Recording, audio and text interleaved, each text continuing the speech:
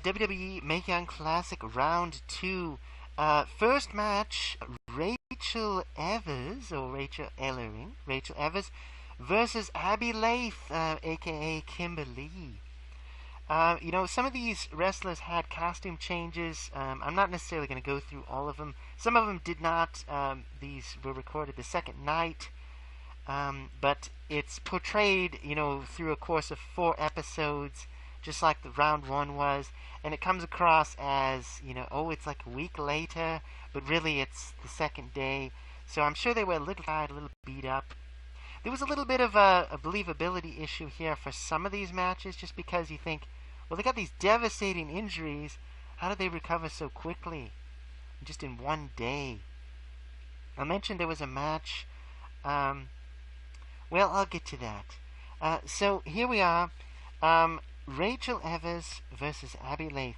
So this was a case of, they're fighting. It's really strong fight, and I think there's a part where they both kick each other at the same time, and the crowd just goes nuts. They just go crazy. It was a little bit of a short match, and once again, Abby Laith wins with a pin. The alligator clutch or whatever, in a tribute to Mae Young, which is, I'm sure, the only reason they do it. I'm not even sure that's one of her regular moves. I don't remember. It's just a pin. But the crowd was, on her side. And so, nice sportsmanship. And they end with a hug. And, this is classic in wrestling. We had this great match. You know what? Thank you. You were a worthy opponent. And I think it works better. It works better with the women, but the men do it too. Sometimes it's just like, no, I hate you. I'm gonna rematch. I reject the result. I refuse. Other times it's like, you know what? You've earned my respect.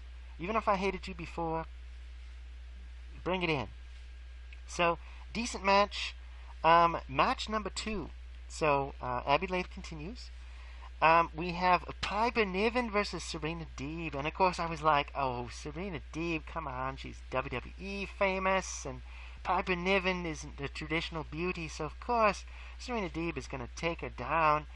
But the amount of abuse that Serena took in this match, she just really put over Piper Niven. I mean, and because, Serena Deeb is a smaller woman, she's very muscular, very credible looking, but she's small. And Piper Niven just crushing her over and over again. And I think this might have been the match where it looked like Piper's ear was bloodied. She just beat and squashed her. Really. She just squashed her. And Serena Deeb is no more. She was eliminated from the tournament. And, you could see just the emotion, and it's like, oh, her redemption story comes to an end. I mean, I don't believe that. Obviously, her redemption story continues, but her big comeback was not to be in the Mae Young Classic. So Piper Niven taking it on to the next level. Next match, Mercedes Martinez. Oh, I love Mercedes. So glad to see her wrestling again. When she made a comeback to Shimmer, and I kind of got late to the game to see that. It was great, and seeing her finally getting the recognition she so richly deserves for so many years from WWE on television, to show fans who have no idea who she is how great she is great. And she even said that in a promo, finally showing the world what Mercedes Martinez is all about and can do, and so forth. So Mercedes Martinez against Princess Suhei, who wears a Wonder Woman, full-color comic books, style outfit. And here, it was like, I hope Mercedes wins. I know it's fake, but I'm getting into it. It's fun. It's entertaining. It's the story. So long story short, Mercedes Martinez wins. But, it is a hard-fought battle. Princess Suhei, of course, very competent veteran herself. The two of them just going back and forth, and just the power and the strength. And I believe this is the part where was this? The notes, I'm not the best note taker. I like to go off the cuff, but there was so much material I had to cover. At some point, Mercedes Martinez's shoulder gives her trouble. And we know in the past she has had legitimate shoulder injuries. She's had to have surgery to repair them, and she's, almost ended her career. Well, there's a part where she just like her shoulders, it just hurts so bad. And then she makes the comeback and she defeats her opponent and she wins. But then the referee stands there and is going to raise their arm, raise the arm of the winner, and he grabs the injured shoulder and she's like, ah. It was, it, if it was acting, it was perfect. If it was not acting, come on, referee. But in any case, it was a good moment. It was like, this is real. This is real. Now, there's a bit of a believability problem, and I said this before, is that, well, how long do the wrestlers actually have to recover from these matches? Because they get these debilitating injuries at the end of the match, and then the next match that they're in, they're fine. What, did they just, jab painkillers into them backstage? Now they're healed? What happened? So I think possibly maybe there was some miscommunication. Are we supposed to think like a week went by and they've fully recovered, but they're wearing the same outfit and the same... I mean, some of the characters, they changed their outfits and they changed their hair a little bit and makeup was a little bit different, but it's kind of hard to tell. So I guess we just suspend disbelief. Who knows? She gets the shoulder banged up, but she survives. But credit to Mercedes Martinez for just putting on just an amazing show and just such a believable professional wrestler. I mean, if she's close to retirement, maybe she is, but she's going out in a blaze of glory for her career. Certainly, people will remember her. So, that was a good match. I think I wrote down great in my notes, so it was definitely worthwhile. So if you were going to skip everything else, go here. Of course, all the emotion that led you here will show you how good it is.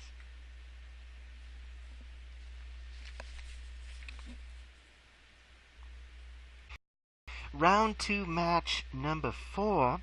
We have Kairi Sane, aka Kairi Hojo, the one sole Japanese performer, competitor in this Mae Young Classic tournament, against Bianca Belair with her long top knot whip hair.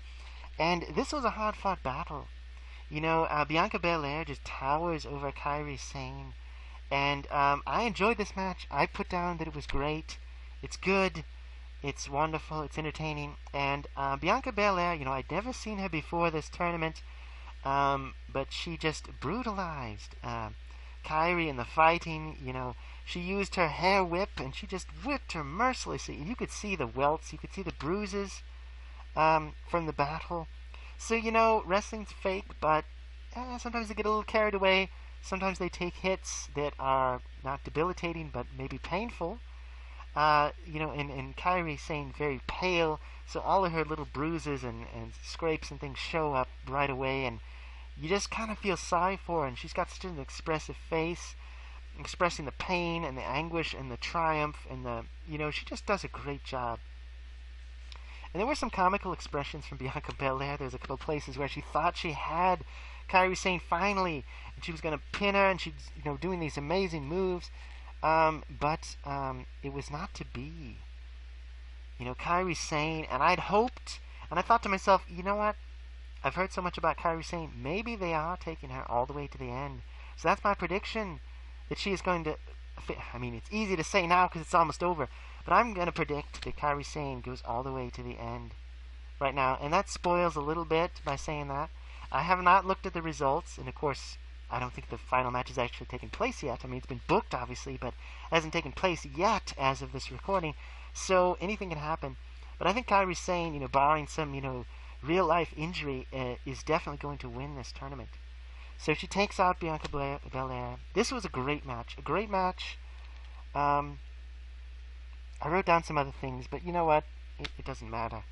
It's just a good fight. You believe the whole time, and both characters, did what they did, and they really did well. And then Bianca Belair, I had no idea who she was before this tournament, but respect to her, and her Joshi test she passed, even though she lost, because you don't have to win your Joshi match to prove yourself. You went the distance. So, you definitely got some heartfelt boos from the crowd against Bianca Belair with her hair whipping, her cheating, just really beating up on, Kairi Sane. So, moving on to match number 5. Moving right along here, Toni Storm again versus Lacey Evans. Now, they changed their outfits a little bit. Toni Storm coming out with her red outfit. I think I saw a hashtag Team Kick placard sign in the fan crowd. But anyway, huge, obviously, women wrestling fans are in the crowd. I think that's great. They belong there. But anyway, this was a decent match. They talked about the 4 horsewomen of MMA and the 4 horsewomen of NXT, and there was some rivalry back and forth. We'll get into that later. It's not really, it's just kind of a side issue. Obviously, they're building for other matches, hoping to do other things. Again, bringing in these MMA fighters, they better be ready. Shayna Baszler proving herself for real, but I don't know about all these others. Just because you can fight for real doesn't mean you can fight for pretend, you know what I mean, and make it look good. Toni Storm with her rock star ways against Lacey Evans with her sailor suit, her World War II pin-up girl outfit, but her tough demeanor. 2 powerful women with their moves and their physiques and believable, but Toni Storm, yeah, she wins. I didn't write much else on here. I think I was just in the moment. But, both women very competent. Hadn't seen either one of them wrestle before this tournament, and I think they both did well. Toni Storm moving on, proving herself very cocky. But then Lacey Evans, a bit cocky herself. A little more the serious of the two. Little, bit of an emotional loss there, but family was watching and everything. But Toni Storm moving on. Match number 6, Mia Yim against Shayna Baszler. Now you think, oh, perfect, 2 strikers, 2 submission artists, 2, fighters like that. Of course, Shayna Baszler playing up her MMA experience. Of course, it's wrestling, so it doesn't really matter.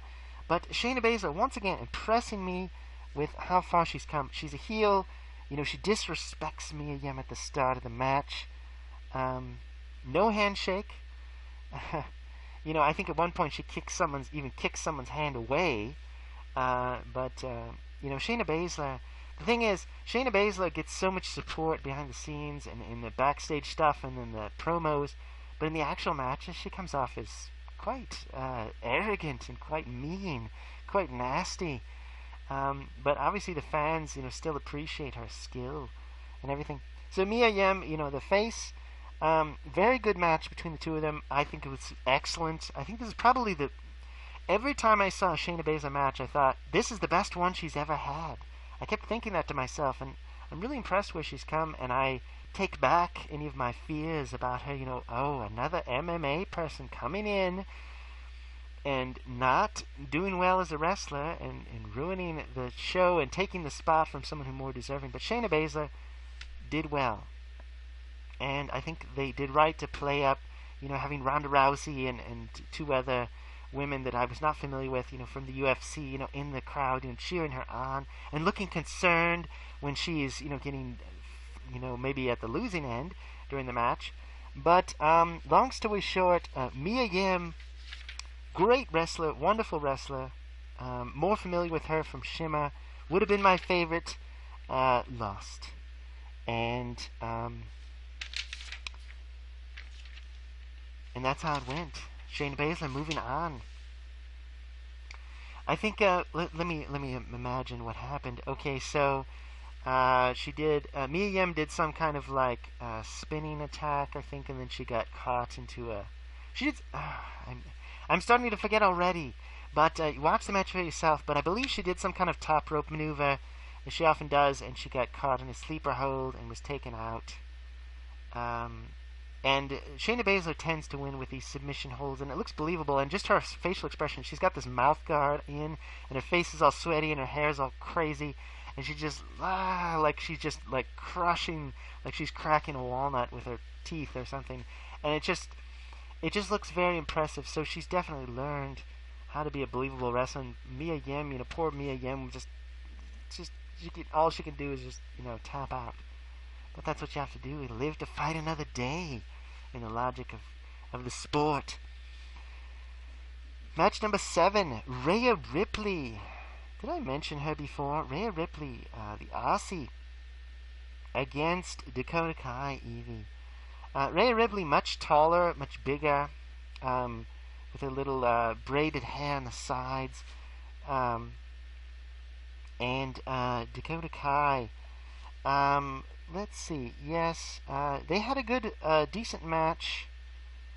The veteran wins. Evie, despite looking like a little girl, let's be frank, she looks like a little girl. She's almost 30. And the much larger Rhea Ripley. But Evie triumphs. She triumphs with her hard kicks and her style. Double foot stomp move off the top rope, where she's got the person in the tree of woe and she kind of jumps off and just... Or she jumps off and just lands on the body. But I mean, it's a trick, obviously, but it looks very, very painful.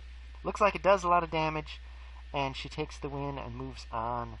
I think at this point, her hair, she kind of let those little hair buns go, and so she just looks more like herself. I'm not used to her with those little Chun-Li style hair buns. Good match. Always expect much from Evie, and she does well. So, moving on to match number 8. Getting close to the end here, wrapping things up. I'm kind of going more quickly just because time is of the essence. Candice LeRae against Nicole Savoy. Classic, like, shimmer style match. I was in heaven, so to speak. I mean, heaven's much better, but, it's an old earth expression, let's just say. Candice LeRae, great, Johnny Gargano, her husband, in the crowd cheering her on. Nicole Savoy, very much a heel at this point. And let me just look at my notes here. Oh yes, I wrote down great. I had to write. It's so exciting to just great. It's a great match. Both of them competent. I knew they had it in them. I mean, I've seen them both wrestle. I'm not sure if I've seen them wrestle each other necessarily, but I've seen them each wrestle before many times. Both impressive. They don't look at first glance, you think they don't look like they can do anything, but once you watch them, especially Candice LeRae, she just does amazing things. Great wrestler, crowd behind her.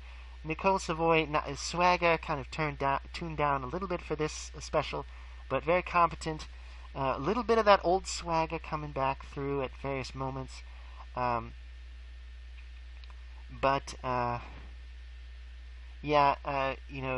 LeRae does come out on top. She does win. And her husband gives her a hug. There's a triumph there.